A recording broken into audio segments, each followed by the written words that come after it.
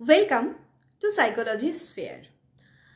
আজকে এই ভিডিওর যে আলোচ্য বিষয় সেটা হলো কি কি ইম্পর্টেন্ট চ্যাপ্টার আমরা পড়ব।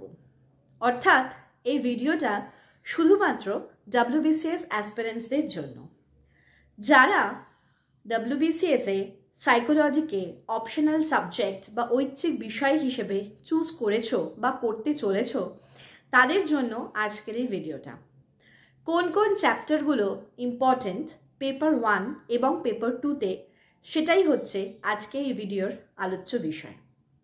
আমি আশা করছি যে তোমরা যারা ভিডিওটা দেখছো তারা প্রত্যেকেই সাইকোলজির অপশনাল সিলেবাস সম্পর্কে মোটামুটি অবগত।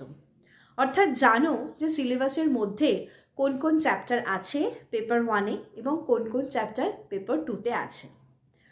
একটা খুব ইম্পর্টেন্ট কথা বলে রাখি, সিলেবাস জানাটা এবং মুখস্থ করাটা কিন্তু একটা অন্যতম শর্ত সাইকোলজি অপশনাল নেওয়ার। এরপরে আরেকটা যেটা করতে হবে তোমাদের, সেটা হচ্ছে প্রিভিয়াস ইয়ার। প্রিভিয়াস ইয়ার তোমাদের কাছে যদি না থাকে তোমরা জোগাড় করে নেবে কোথাও থেকে। প্রিভিয়াস ইয়ার কোশ্চেন অ্যানালিসিস করাটা কিন্তু খুব ইম্পর্ট্যান্ট যে কোনো সাবজেক্টের ক্ষেত্রে, এবং সাইকোলজি অপশনালের ক্ষেত্রে তো বটেই। সেটা হলো যে কেন ইম্পর্ট্যান্ট এই কারণে, তোমরা যদি একটু লক্ষ্য করো তাহলে দেখবে 2019 থেকে সিলেবাসের প্যাটার্ন অনুযায়ী প্রশ্নের যে ধরন সেটা কিন্তু একটু বদলাচ্ছে। অর্থাৎ আগে মোটামুটি বাইরে থেকে কোশ্চেন আসতো 10 নাম্বার বা 15 নাম্বার, এখন কিন্তু সেটা একটু বাড়িয়ে 25 বা 30 নম্বরের কোশ্চেন আসছে, যেটা একটু নিজেদের মতন করে লিখতে হবে এরকম, যেটা পুরোপুরি তুলে দিচ্ছে না বা পুরোপুরি গদ বাঁধা হিসেবে কোশ্চেন সেটা দিচ্ছে না।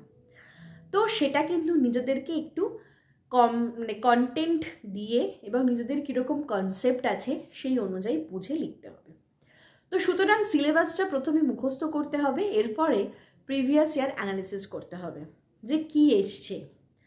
তো ওই 2019 থেকে 2022-এ কীরকম কি কোশ্চেন এসছে না এসছে সেটা একটু তোমরা ফলো করলে তোমরা পার্থক্যটা বুঝতে পারবে। ঠিক আছে, আজকে এখানে শুধুমাত্র পেপার 1 নিয়ে আলোচনা করব। পেপার 2 পেপার 1 একসাথে আলোচনা করলে গুলিয়ে যেতে পারে এবং ভিডিওটা একটু বড় হবে, সেক্ষেত্রে তোমাদের দেখার ধৈর্যের অভাব ঘটতে পারে। তাই জন্য আমি ঠিক করেছি আজকে শুধুমাত্র পেপার 1 নিয়ে আমরা এখানে ডিসকাস করব। এবার আমি বলছি আমার মতো করে যে এই চ্যাপ্টারগুলো ইম্পর্ট্যান্ট, এগুলো নয়, এটা আমি এভাবে বলবো না। এটা অবশ্যই ব্যক্তি বিশেষের ওপর নির্ভর করে এটা কিন্তু ভ্যারি করে। যার মনে হচ্ছে যে এটা ইম্পর্ট্যান্ট বা এটা আমার ভালো লাগে, ইন্টারেস্টিং, সে অবশ্যই ওই চ্যাপ্টারটাকে পড়তে পারে। যার মনে হচ্ছে যে না, এই চ্যাপ্টারটাকে না পড়ে এটাকে পড়বো, আমি জাস্ট একটু প্যাটার্নটা বলে দেওয়ার চেষ্টা করছি। প্রথমেই বলি, তোমরা যদি পেপার 1-এর এবং পেপার 2-এর কোশ্চেন পেপার ফলো করো তাহলে দেখবে সেখানে দুটো গ্রুপ থাকে, একটা গ্রুপ 1 আর একটা গ্রুপ 2, মানে A and B।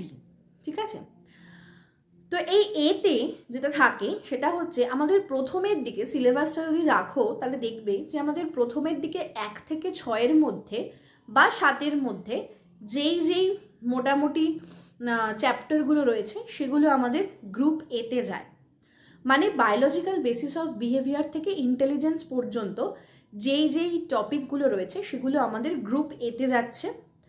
R 7 number chapter অর্থাৎ থিঙ্কিং অ্যান্ড প্রবলেম সলভিং থেকে ডেভেলপমেন্ট পর্যন্ত যেই চ্যাপ্টারগুলো রয়েছে, যে টপিকগুলো রয়েছে সেগুলো যাচ্ছে হচ্ছে গ্রুপ বিতে। এবং গ্রুপ বি এর ক্ষেত্রে বেশিরভাগ প্রশ্নে যে প্যাটার্নটা আসে সেটা 20+20 বা একবারে 40, খুব 5+10+15 এইভাবে ভেঙে প্যাটার্নটা কিন্তু আমরা খুব কম দেখতে পাই গ্রুপ বি এর ক্ষেত্রে। গ্রুপ এর ক্ষেত্রে আমাদের প্রচুর অপশনস থাকে, যেখানে আমাদের টোটাল 3টে কোশ্চেন করতে হয়, সেখানে 5টা বা 6টা কোশ্চেন দেয়, তার মধ্যে 3টে লিখতে হয়। আর গ্রুপ বিতে 4টে বা 3টে, বেশিরভাগ ক্ষেত্রে 3টেই দেয়, 4টে খুব কমই দেয়, সেখান থেকে আমাদের 2টো কোশ্চেন লিখতে হয়। তো এইভাবে কিন্তু আমাদের প্যাটার্নটা থাকে কোশ্চেনের। এবারে প্রথম থেকে শুরু করছি কিভাবে জিনিসটাকে তোমরা রেডি করবে। প্রথমে বলে রাখি বায়োলজিক্যাল বেসিস অফ বিহেভিয়ার এর মধ্যে সাইকোলজির ইতিহাস, ইন্ট্রোডাকশন, স্কোপ, মেথডস এগুলো রয়েছে। তো এগুলো গত কয়েক বছরে কিন্তু আসেনি। তো সেইভাবে যদি মনে হয় যে এই জায়গাটাকে আমি বাদ দেব, তো সেটা তোমাদের ওপর, অবশ্যই সেক্ষেত্রে বাদ দিলে কোনো অসুবিধা নেই, কারণ যেহেতু গ্রুপ এতে প্রচুর অপশন থাকে, তো সেই চাইলে তোমরা সেই জায়গাটাকে বাদ দিতে পারো। এরপরে আসবো হচ্ছে সেন্সেশন, অর্থাৎ 2 নম্বরের এ চ্যাপ্টার। 2 নম্বরটা হচ্ছে কগনিটিভ প্রসেস, তার মধ্যে এ হচ্ছে সেন্সেশন। সেন্সেশনের মধ্যে খুব ইম্পর্টেন্ট, যেটা বাদ দিলে একদমই চলবে না, সেটা হচ্ছে ওয়েবার অ্যান্ড ফেকনার ল। এটা কিন্তু প্রায় প্রত্যেক বছরই ঘুরিয়ে ফিরিয়ে আসে। তার ইকুয়েশন লিখতে হয়, তার ফর্মুলা, এরকমভাবে বিভিন্ন ধরনের কিন্তু জিনিসগুলো এখানে ঘুরিয়ে ফিরিয়ে দেয় এবং এটা খুব ইম্পর্টেন্ট। তো এটা বাদ দিলে হবে না। পারসেপশন ঠিক তারপরেই বিতে পারসেপশনের ক্ষেত্রে যেটা হয় সেটা হচ্ছে যে কিছু কিছু পারসেপশন আছে যেগুলো খুব স্কোরিং, যেমন গেস্টাল্ট ভিউ, যেমন হচ্ছে আমাদের ডেপথ পারসেপশন। এবার গেস্টাল্ট ভিউ এর সাথে তুমি সিমিলারিটি পাবে হচ্ছে অর্গানাইজেশনাল পারসেপচুয়ালিটি, অর্থাৎ যেটাকে পারসেপচুয়াল অর্গানাইজেশন বলা হচ্ছে, যেটার ভিডিও অলরেডি এই চ্যানেলে রয়েছে, চাইলে তোমরা চেক আউট করতে পারো। তো সেটা কিন্তু তোমরা মিল পাবে। তো সুতরাং এই থিওরিগুলো বা এই পারসেপশনগুলো যদি আসে, তাহলে তোমাদের যদি লেখো তাহলে কিন্তু সেক্ষেত্রে তোমাদের মার্কসটা ভালো উঠবে। এবং এখানে পিকচার দিতে হবে, ছোট ছোট কিছু পিকচার, কিছু কালারিং পিকচার, এগুলো দিতে হবে। তো এইটা একটা স্কোরিং জায়গা। তারপরেই আসছে অ্যাটেনশনের জন্য ডিটারমিনেন্স। এটা ভীষণ ইম্পর্ট্যান্ট, খুব গুরুত্বপূর্ণ একটা প্রশ্ন। ডিটারমিনেন্স অফ অ্যাটেনশন, যেটা কিন্তু প্রায় ঘুরিয়ে ফিরিয়ে বছরে কিন্তু আসে, ডিটারমিনেন্স অফ অ্যাটেনশন। তারপরে fluctuation of attention, selectivity of attention, short note হিসেবে কিন্তু আসে। ঠিক আছে, এরপরে যে চ্যাপ্টারটা রয়েছে 3 নম্বর চ্যাপ্টার, সেটা লার্নিং। এটা আগের বছর লার্নিং থেকে কিন্তু কোনো প্রশ্ন আসেনি, অর্থাৎ 2022-এ। এবছর ধরে নেওয়া যায় যে লার্নিং চ্যাপ্টারটা কিন্তু ইম্পর্ট্যান্ট, কারণ এখান থেকে কিন্তু প্রচুর প্রশ্ন আসার সম্ভাবনা রয়েছে। এবং এইখানে যে 4টে থিওরি রয়েছে, classical conditioning, operant conditioning, trial and error and insight, এই 4টেই কিন্তু ভীষণ স্কোরিং। তো সুতরাং এটা তোমাদের পড়তেই হচ্ছে। নেক্সট হচ্ছে আমাদের, এবং আরেকটা এবার বলে রাখি যে যারা ধরো মনে করছো যে লার্নিংটা আমি পুরো বাদ দেব, তো পুরোটা বাদ দাও, কোনো অসুবিধা নেই। তারা কিন্তু আবার বায়োলজিক্যাল বেসিস অফ বিহেভিয়ারটা বাদ দিতে পারবে না, কারণ তাহলে ওই যে বললাম গ্রুপ এতে 5টার মধ্যে 3টে বা 6টার মধ্যে 3টে লিখতে হয়। সেক্ষেত্রে তুমি যদি বায়োলজিক্যাল বেসিসটাও বাদ দাও প্লাস লার্নিংটাও বাদ দাও, তোমার কিন্তু চুজিংটা কমে যাচ্ছে, যে জায়গাটা কিন্তু কমে যাচ্ছে। তার জন্য তোমাকে কি করতে হবে, যে আমি বায়োলজিক্যাল বেসিস বাদ দিলে পুরোপুরিভাবে বাদ দেব, আবার আমি যদি মনে করি লার্নিং বাদ দেবো তাহলে আমি পুরোপুরিভাবে বাদ দেবো। কিন্তু আমি দুটোই বাদ দিয়ে দিলাম, তাহলে সেটা আমার জন্য রিস্কি। এইভাবে বুঝে বুঝে তোমাদেরকে রেডি করতে হবে। নেক্সট আসছি হচ্ছে মেমোরি অ্যান্ড ফরগেটিং। এখান থেকে স্ট্রেট কোশ্চেন আসে, মেমোরির মডেল আসতে পারে, information processing, Atkinson Shiffrin model. Forgetting curve it's very very important. Forgetting causes, forgetting এর থিওরিজ, এগুলো সব এখানে রয়েছে এই চ্যানেলে। তোমরা অবশ্যই চ্যাপ্টার ধরে ধরে চেক আউট করতে পারো, ডিটেলসে বলা আছে। নেক্সট হচ্ছে আমাদের যেটাতে যাব সেটা হচ্ছে 5 নম্বর চ্যাপ্টার, মোটিভেশন অ্যান্ড ইমোশন। এখানে থিওরিগুলো কিন্তু খুব ইম্পর্টেন্ট। মোটিভেশনের ক্ষেত্রে মাসলো হায়ারার্কি থিওরি অ্যান্ড ম্যাকক্ল্যান্ডের থিওরি। ইমোশনের ক্ষেত্রে আমাদের Cannon Bard, Schachter Singer and James Lange. যদি কারোর মনে হয় যে মোটিভেশন পড়বো ইমোশন বাদ দেবো, ইমোশন পড়বো মোটিভেশন বাদ দেবো, সেটা চাইলে করতে পারো, কিন্তু তাকে দেখতে হবে যে তার আগে, অর্থাৎ প্রিভিয়াস যে 4টে চ্যাপ্টার আমি ছেড়ে এলাম, 4টে চ্যাপ্টার যে 5 নম্বর চ্যাপ্টারে আসছে, তার 4টে চ্যাপ্টারের মধ্যে আমি কটা চ্যাপ্টার রেডি করলাম, সেই বুঝে আমি ইমোশন অ্যান্ড মোটিভেশনকে অ্যাডেড অ্যান্ড মাইনাস করতে পারি। নেক্সট হচ্ছে ইন্টেলিজেন্স। এটা থেকে বাদ দেওয়ার বিশেষ কিছু নেই, বা বাদ দিও না, আমি এ কারণে বলবো কারণ এই চ্যাপ্টারটা ভীষণ স্কোরিং এবং এটা খুব ইম্পর্টেন্ট চ্যাপ্টার, কোনো না কোনো প্রশ্ন আসে। শর্ট নোটে আসতে পারে বা বড় কোশ্চেনে আসতে পারে বা প্রশ্নের ভাগ ভাগ ভাগ ভাগ করে আসতে পারে, কিন্তু চ্যাপ্টারটা খুব ইম্পর্টেন্ট এবং খুব ইন্টারেস্টিং এবং খুব স্কোরিং। তো সুতরাং এই চ্যাপ্টারটা তোমরা কেউ বাদ দেবে না, আমি এটাই ধরে নিতে পারি। ঠিক আছে, এটা আমার জাস্ট সাজেশন তোমাদেরকে দিলাম। তো এখান থেকে তোমরা 4টে থিওরি পড়বে, আইকিউ কি পড়বে, মেজারমেন্ট পড়বে, and gifted children and mental retardation. এটা একদম গল্পের মতো, গিফটেড চিলড্রেন মেন্টাল রিটার্ডেশন, এটা তোমরা নিজেদের মতো করে সুন্দরভাবে বানিয়ে গুছিয়েও লিখতে পারো। ঠিক আছে, এরপরে আসছি গ্রুপ বিতে, যেখানে তোমাদের থিঙ্কিং অ্যান্ড প্রবলেম সলভিং। এখান থেকে ক্রিয়েটিভ থিঙ্কিংটা কিন্তু খুব ইম্পর্টেন্ট, ক্রিয়েটিভ থিঙ্কিংটা পড়বে। ক্রিয়েটিভ থিঙ্কিংয়ের সাথে আমাদের অনেক সময় এরকম আসে যে ক্রিয়েটিভ থিঙ্কিংয়ের সাথে আমাদের আইকিউর কি সম্পর্ক, বা আদতেও কোনো সম্পর্ক আছে কিনা, প্রশ্ন যে ঘুরিয়ে আসছে বা প্রশ্নের প্যাটার্নগুলো যে চেঞ্জ হচ্ছে সেটা এখান থেকে। অর্থাৎ তোমার আইকিউর কনসেপ্ট যদি ক্লিয়ার থাকে বা ক্রিয়েটিভ থিঙ্কিংয়ের কনসেপ্ট যদি ক্লিয়ার থাকে, তাহলে তুমি এই প্রশ্নগুলোর আনসার দিতে পারবে। ঠিক আছে, তো এইটা কিন্তু ইম্পর্টেন্ট ক্রিয়েটিভ থিঙ্কিংয়ের বিষয়টা। নেক্সট হচ্ছে তোমার প্রবলেম সলভিং থেকে অতটা আসে সেরকমটা বলবো না, তো যদি মনে হয় যে প্রবলেম সলভিংটা একটু কমভাবে পড়ে যাব তো সেটা করতে পারো।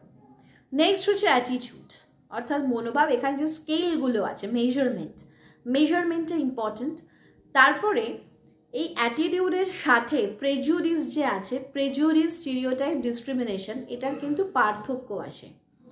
এবং এর সাথে আরেকটা যেটা আসে, অ্যাটিটিউডসের সাথে ইন্টারেস্টের সম্পর্ক কী, তার পরের চ্যাপ্টারে ইন্টারেস্ট আছে, ইন্টারেস্টের সম্পর্ক কী, এরকমভাবে কিন্তু আসে। সিমিলারিটি এরকম কিন্তু আসে। তো সেইগুলোকে পড়তে হলে তোমাদের অ্যাটিটিউড কি সেটাকে ভালো করে জানতে হবে, ডিসক্রিমিনেশন, প্রেজুডিস, স্টিরিওটাইপস এবং ইন্টারেস্ট, এটা যদি তোমরা পরিষ্কার কনসেপ্ট থাকে তাহলে তোমরা ইজিলি জিনিসটাকে কিন্তু লিখতে পারবে। নেক্সট হচ্ছে ইন্টারেস্ট চ্যাপ্টার থেকে একটাই কোশ্চেন আসে, সেটা হচ্ছে মেজারমেন্ট। 4টে আমাদের স্কেল আছে, সেই 4টে স্কেল যদি মুখস্থ করে যাও ওখান থেকে আর কোনো প্রশ্নের দিকে তাকাতে হবে না। আর ডেভেলপমেন্ট থেকে যেটা আসে সেটা হচ্ছে থিওরি আছে, কগনিটিভ ডেভেলপমেন্টে পিয়াজেটসের থিওরি অ্যান্ড কোহলবার্গি মোরাল ডেভেলপমেন্টের থিওরি দিয়েছে, ওই দুটো থিওরি ইম্পর্টেন্ট।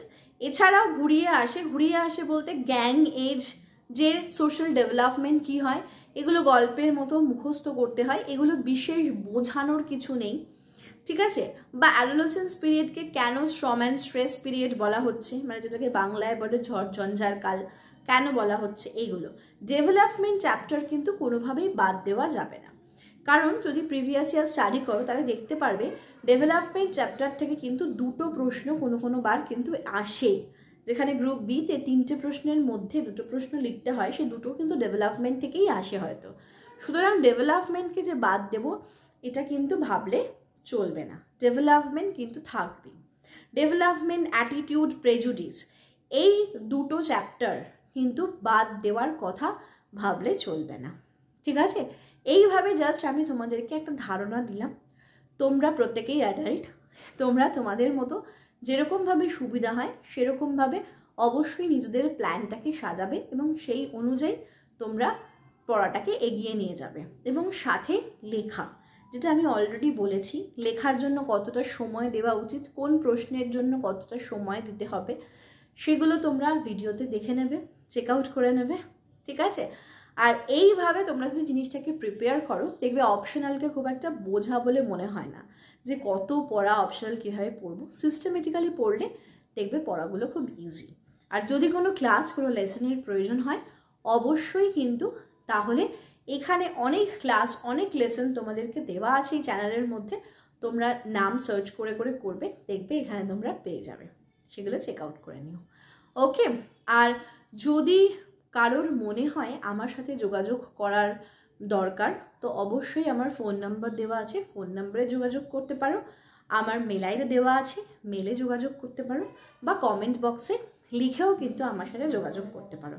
আর যারা মনে করছো আমাকে ফোন করবে তাদেরকে বলছি হোয়াটসঅ্যাপ কলই কিন্তু শুধু করো, এখন আমার এমনি just phone to phone incoming call যেটাকে বলে সেটা এখন হবে না, তোমরা জাস্ট হোয়াটসঅ্যাপে আমার সাথে কল করে অবশ্যই যোগাযোগ করতে পারো। ঠিক আছে, আজকের মতো তাহলে ভিডিওটা এখানে এন্ড করলাম। ভালো লেগে থাকলে অবশ্যই লাইক করে দেবে এবং চ্যানেলটাকে সাবস্ক্রাইব করবে আর বন্ধুদের সাথে শেয়ার করবে। চলো টাটা, থ্যাংক ইউ।